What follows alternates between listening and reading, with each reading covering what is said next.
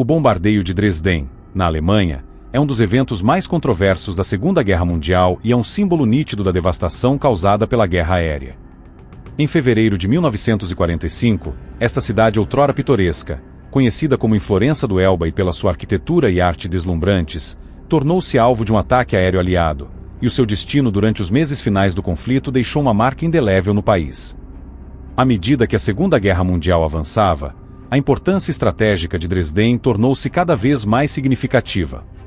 Localizada no leste da Alemanha, não era apenas uma cidade pitoresca com arquitetura barroca e tesouros culturais, era também um centro de transporte vital. As ferrovias que partiam da área conectavam as frentes oriental e ocidental, permitindo o rápido movimento de tropas e equipamentos alemães. Ficava a apenas 250 quilômetros do leste. Esta importância logística fez de Dresden um alvo de interesse para os aliados, que procuravam interromper as operações militares alemãs e acelerar o fim da guerra. Além disso, Dresden abrigou importantes complexos industriais que contribuíram para a máquina de guerra alemã. Embora não sejam tão industrializadas como outras cidades, as suas fábricas produziam equipamentos óticos de precisão, eletrônicos e hardware militar.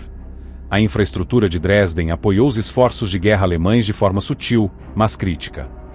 O desejo dos aliados de bombardear áreas-chave das terras ocupadas pelos alemães não era segredo durante a Segunda Guerra Mundial, com o primeiro-ministro britânico, apelando ao aumento dos ataques aéreos britânicos durante o conflito. Estes só aumentaram à medida que a força da Luftwaffe diminuía, particularmente após a Operação Bodenplatte, e o tamanho das frotas de bombardeiros aliados aumentava. A decisão de lançar um ataque aéreo a Dresden foi influenciada pelo desejo de ajudar o avanço soviético e minar o moral da população alemã.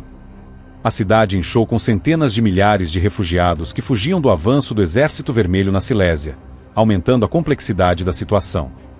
Quando os planos para o ataque foram finalizados, os residentes de Dresden mal sabiam que a sua cidade se tornaria sinônimo de um dos bombardeamentos mais controversos da Segunda Guerra Mundial.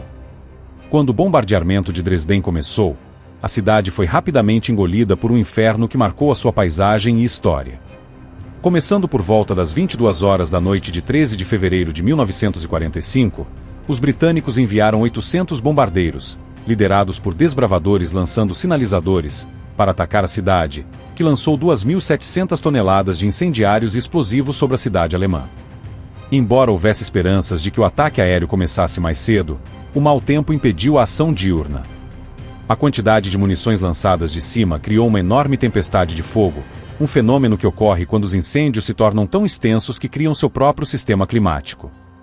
A temperatura disparou e o próprio ar pareceu pegar fogo, transformando Dresden literalmente em uma fornalha. A tempestade de fogo foi tão intensa que pôde ser vista a quilômetros de distância.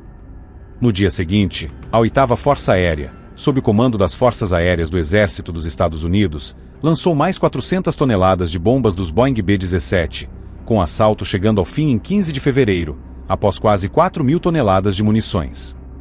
Estima-se que entre 22.700 e 25.000 civis perderam a vida no bombardeio de Dresden, com muitos dos falecidos sendo maltratados por medo de doenças. Um relatório de 1953 concluiu que 50% dos edifícios residenciais e 23% das estruturas industriais foram destruídos ou gravemente danificados, com mais de 90% do centro da cidade destruído. Em contraste, os aliados perderam apenas 7 aeronaves.